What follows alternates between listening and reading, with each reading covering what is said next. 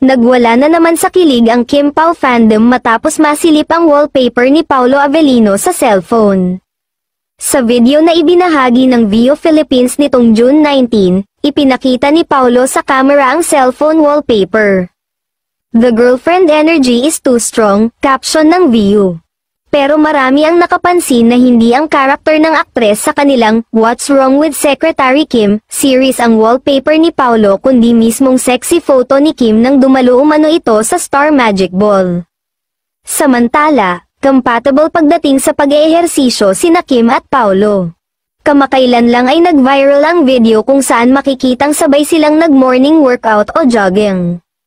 Jogging is the easiest way to exercise, masarap sa ibang bansa kasi bagong tanawin yung nakikita mo, mas nakikilala mo rin yung lugar, saad ni Paolo sa panayam. Say naman ni Kim, nagkataon na pareho pala sila ni Paolo na mahilig mag-jogging, tumatakbo na talaga ako, tapos tumatakbo rin pala siya, yun nga lang mas mabilis siya tumakbo, nagkataon lang, parehas kami ng hobby siguro, tatakbo ka, tatakbo rin ako, tara, wika ng kapamilya actress.